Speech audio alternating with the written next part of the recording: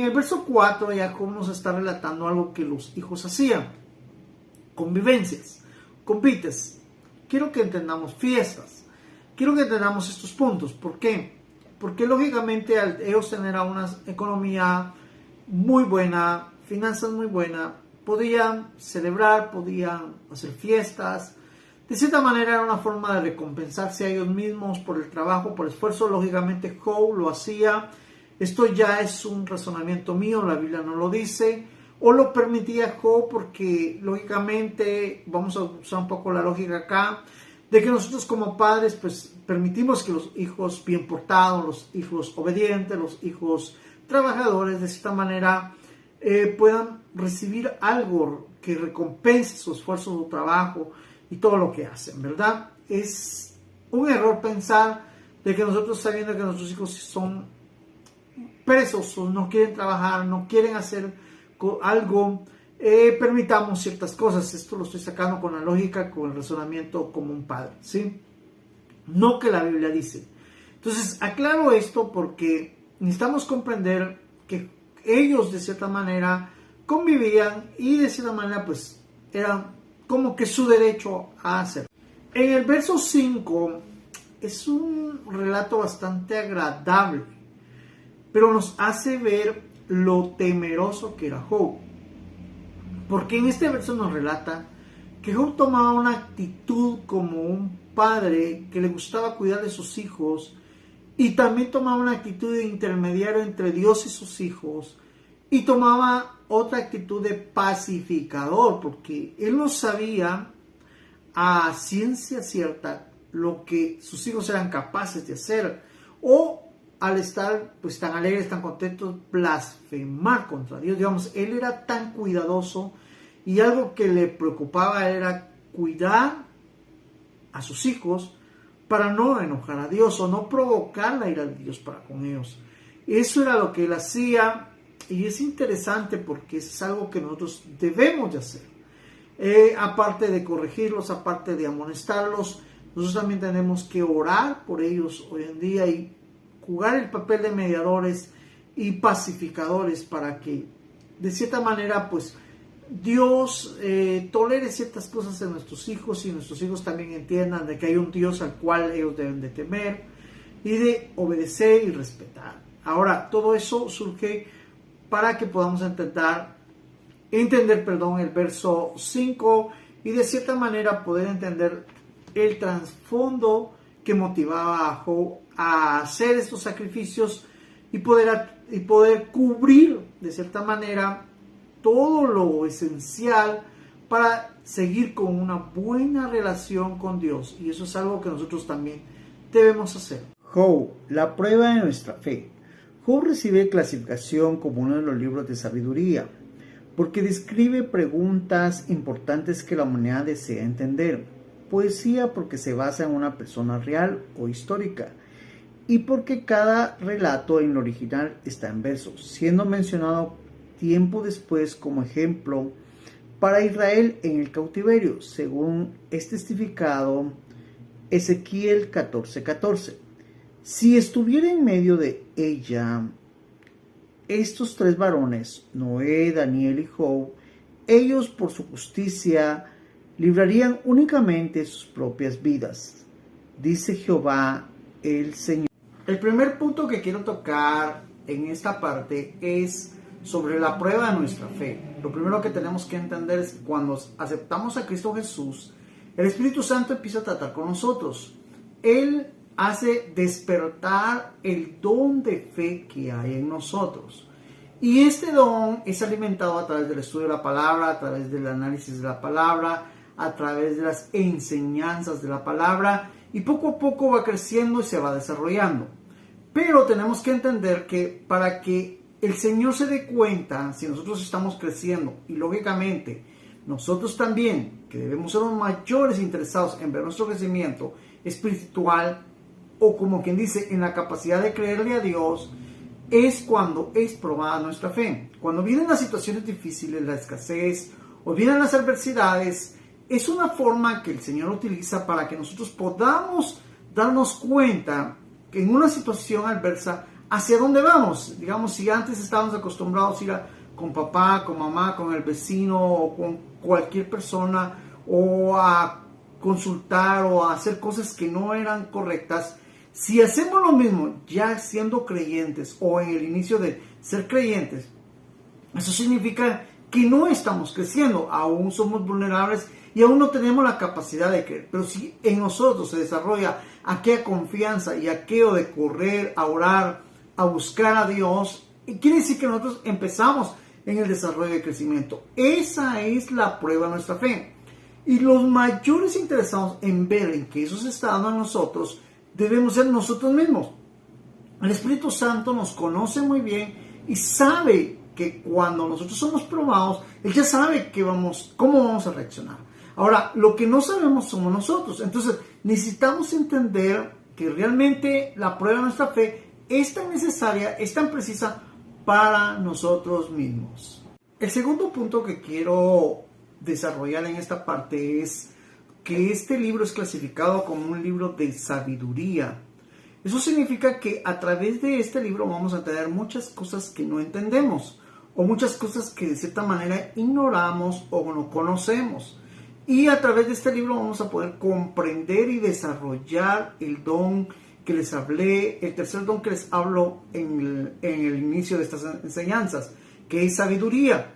Aquí es donde nosotros también podemos alimentar este don y poder así crecer en la sabiduría o en poder obtener sabiduría bíblica, espiritual, para que nosotros de cierta manera crezcamos también en la fe y en lo que Dios quiere que aprendamos.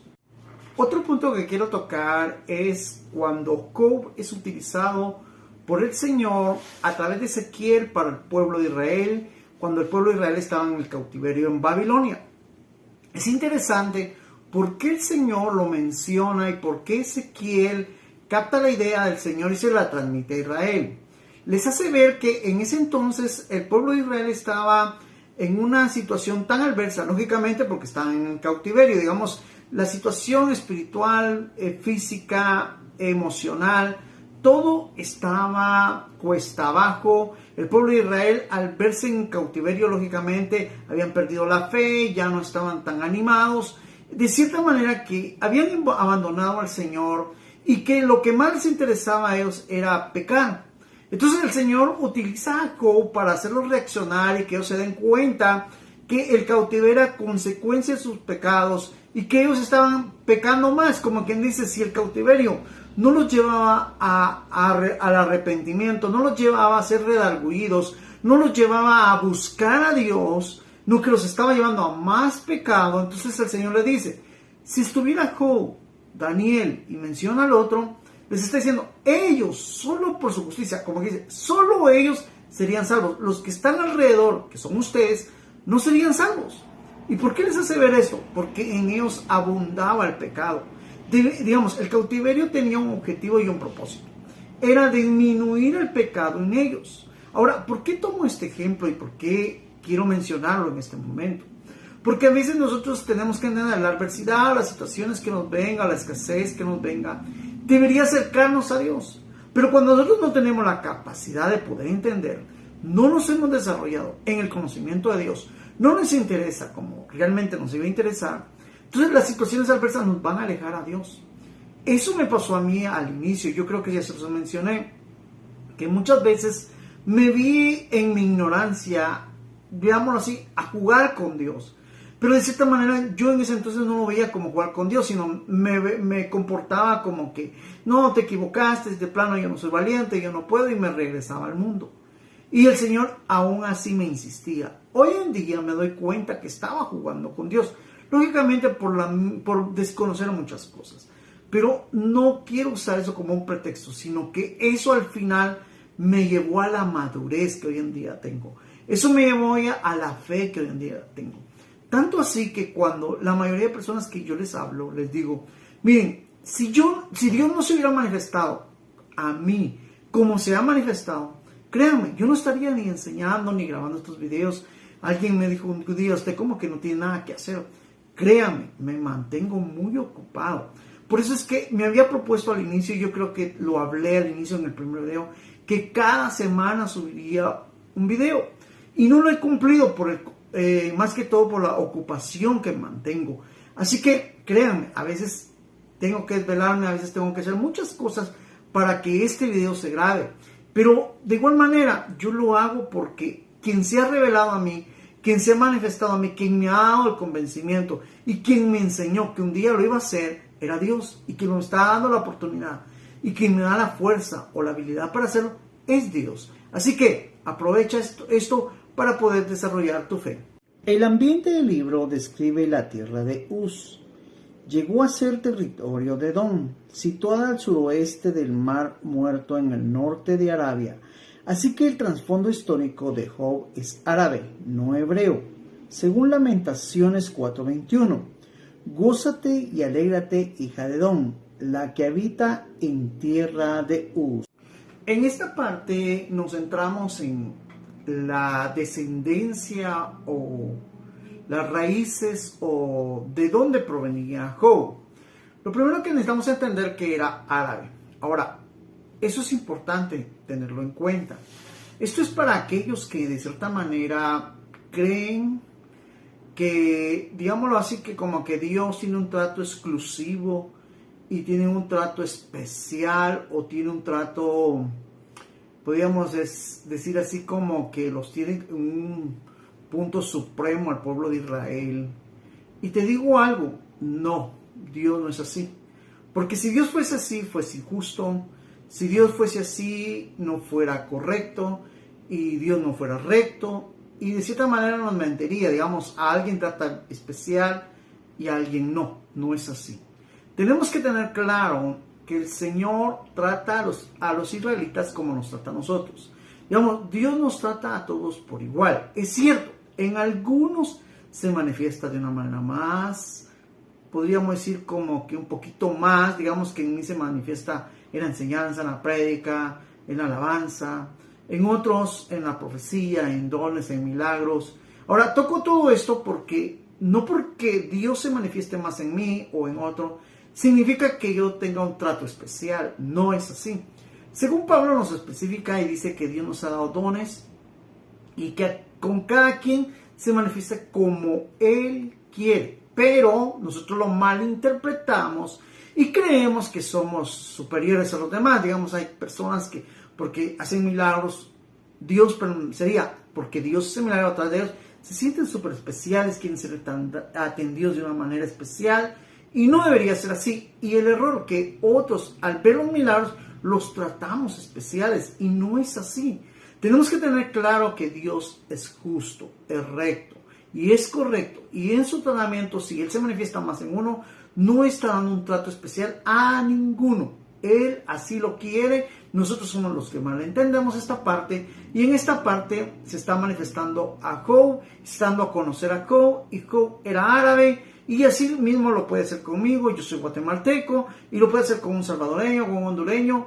Eso no hace que nosotros seamos mayores que Israel, ni que los israelitas sean mayores. Nosotros somos, delante de Dios, todos somos iguales.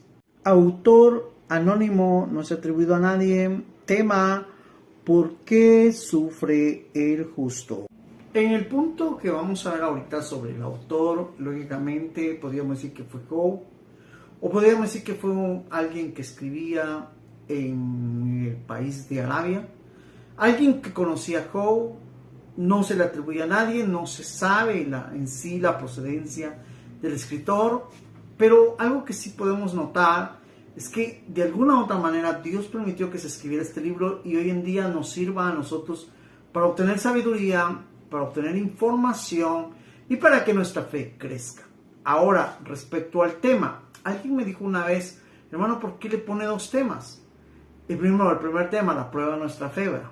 Y ahorita les tomo por qué sufre el justo. Lo que quiero que entendamos en estos dos, y quiero aclararlo de una vez, es que el primer tema de por qué es la prueba de nuestra fe, digamos, ese es el tema que yo como maestro de esta parte de la Biblia le estoy enseñando, lo estoy enfocando en ese punto. Digamos, ese tema yo se lo pongo. Pero todas las Biblias de estudio traen un tema. Entonces, el segundo tema, ¿por qué sufre el justo?, es el tema que la mayoría de Biblias de estudio tienen. Y lo pongo acá porque ese es el tema que le han dado los que han estudiado la Biblia. O se les ha dado cierta, digamos, denominación o cierta organización les ha otorgado y todos han tomado ese tema. Así que aclaro este punto para que lo tengamos claro. Propósito. Este libro trata de la antigua pregunta: si Dios es justo y amante, ¿por qué permite que un hombre verdaderamente justo como Job sufra tanto? Según Job 1:8. Y Jehová dijo a Satanás: ¿has considerado a mi siervo Job, que no hay otro como él en la tierra, varón perfecto y recto, temeroso de Dios y apartado de mal? En este libro se puede observar que el primer punto que vamos a tratar es respecto a la pregunta que la mayoría hace: si Dios, siendo justo, ¿por qué permite que un hombre recto como Job? Y mencionamos la cita ahí donde el mismo Señor dice: ¿has considerado a mi siervo Job, que no hay otro como él? Y se lo está diciendo a Satanás. Quiero que entendamos esto. La Biblia dice: en el día malo te librará Jehová. Lo primero que tenemos que entender: seas justo, seas santo, seas bueno, seas devoto, seas un salmista, alguien que alaba a Dios, alguien que le gusta estudiar la Biblia, el día malo vendrá a ti. Pero lógicamente el día malo tiene un objetivo: acercarte más a Dios, ver a Dios, poder entender las cosas de Dios. Pero ¿qué pasa cuando no estamos en el desarrollo de las cosas de Dios? Nos vamos a alejar. El día malo nos servirá para alejarnos de Dios y dejar a Dios. El día malo nos va a entorpecer y en vez de obtener sabiduría, en vez de poder conocer a Dios, se nos volverá más oscuro. Pero dice: pero en el día malo te librará Jehová. Como que dice, el plan verdadero de Dios para el día malo es que tú te acerques a Dios, que tú conozcas a Dios, que tú entiendas que Dios es proveedor, que Dios es sanador si es una enfermedad lo que te está pasando, si es escasez, que Dios es tu proveedor. Y de igual manera, de varias maneras, Dios quiere darse a conocer a tu vida. Así que la pregunta que la mayoría hace, yo lo he visto así, lo hacen por ignorancia, digamos, no conocen las cosas de Dios, así lo llamo, no entienden y se atreven a preguntar. Entonces es ignorancia porque no entienden. Yo sé que si hay alguien que entienda, y vamos a verlo más abajo, cuando el Señor confronta a Job y le dice, bueno, lo veremos más abajo mejor, y ahí es donde lo explico. Pero quiero que entendamos, cuando conocemos a Dios, jamás le vamos a preguntar a Dios por qué Él permite que el justo sufra tanto. Pero tenemos que entender que cuando ya entenderemos que Dios está permitiendo, y créanme, bendigo a Dios porque cuando una situación mala viene a mi vida, lo primero que surge en mi mente, y no es mío, yo siento que es de Dios, es que Dios me está recordando que Él es lo que Él es. Así, digamos, si es escasez, me está recordando que es mi proveedor. Entonces siempre le digo al Señor, bueno, hoy te volveré a ver, volveré a entender que tú eres mi proveedor. Y bendito sea Dios, hasta acá Él ha seguido proveyendo, nunca me ha dejado. En los tiempos más difíciles que estuve, nunca me dejó. Y en los tiempos que ahora estoy, jamás tampoco me ha dejado. Así que espero que tú lo entiendas también de esta manera y este libro alimente tu fe y crezcas en el conocimiento de Dios para obtener sabiduría. Ampliando un poquito más el tema respecto a por qué no se logra en nosotros el objetivo de Dios al probar nuestra fe. Es porque la mayoría de nosotros carecemos de administración, carecemos de que de cierta manera nosotros solo somos representantes de Dios carecemos de tener un entendimiento real, claro, que Dios nos ha dado las cosas para administrarlas, digamos, no son nuestras.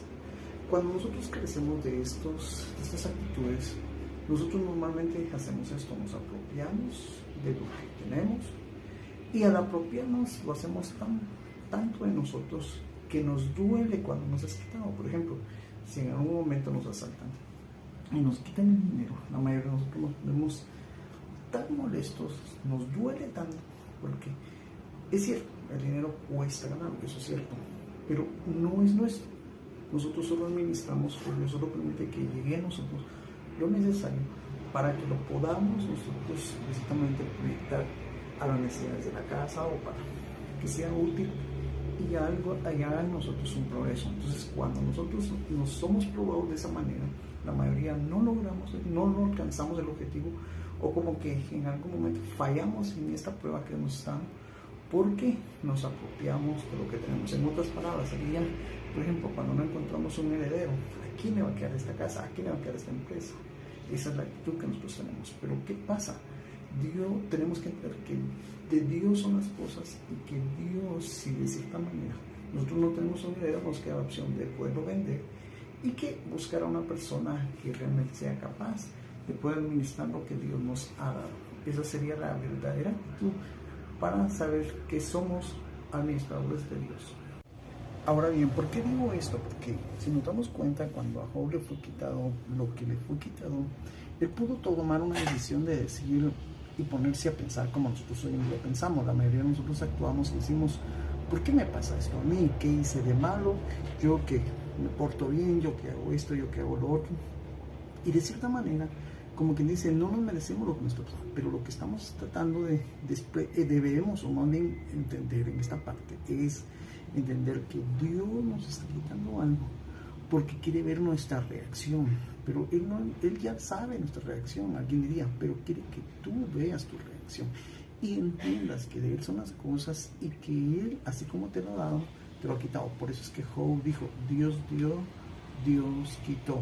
Esto es para que puedas entender que el día no tiene un objetivo, pero es más para ti que para Dios lo que debes aprender. Satanás, siendo servidor de Dios, recibe permiso para poner a prueba la autenticidad de la fe de un hombre justo por medio de la aflicción. En esta parte quiero aclarar el inciso A. Lo primero que tenemos que entender es que menciono Satanás siendo un siervo de Dios. Quiero que entendamos, la mayoría sabemos que le llaman siervo a aquel que predica, a aquel que profetiza, a aquel que ministra la palabra, que enseña. Pero tenemos que entender que la palabra siervo significa alguien que está al servicio de Dios.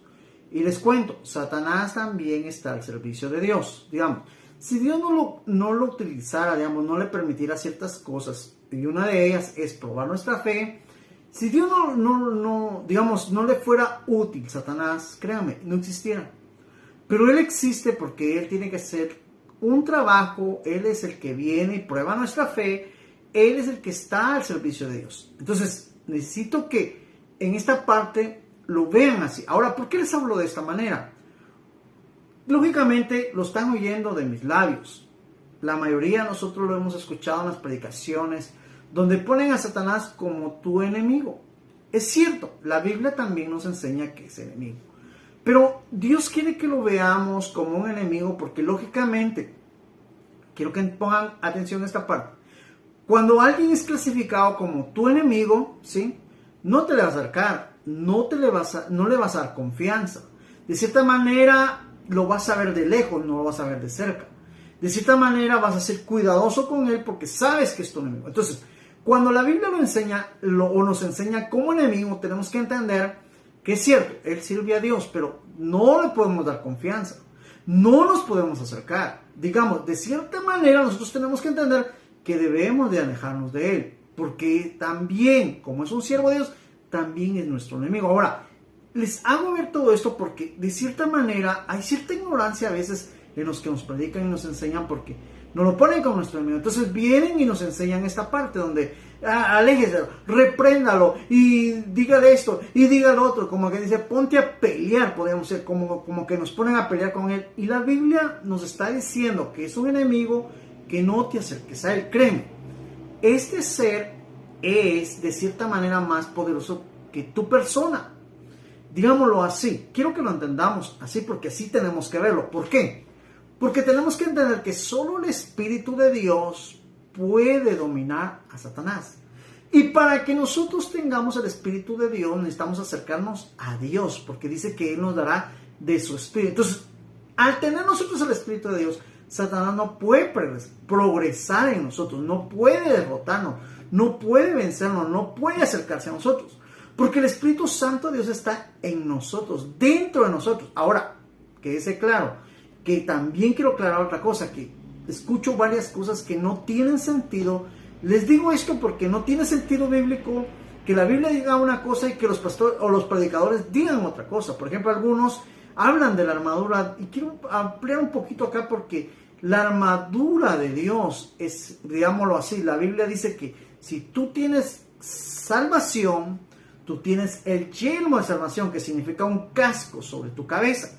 Pero la salvación funciona como un casco, ¿sí? Porque a veces vienen algunos y dicen, yo me pongo el yelmo, yo me pongo la coraza de justicia, yo agarro la espada y agarran la Biblia. Créanme, iglesia, no es así. Si tú estudias y entiendes la palabra, tienes la palabra como una espada. Si tú practicas lo bueno, tienes la justicia como una coraza. Así es como la Biblia se debe interpretar y así se debe enseñar. Está figurando que la justicia es una coraza. Está figurando que el yelmo, ¿sí?, es la salvación. Es figura nada más.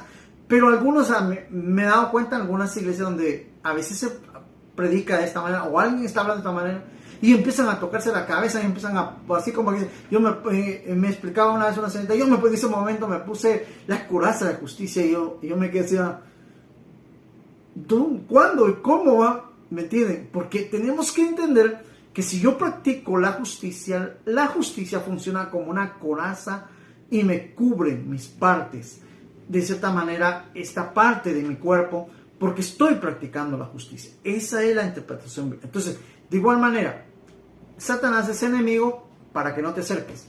Satanás es siervo de Dios porque es útil y de cierta manera sirve a Dios para que nosotros seamos probados.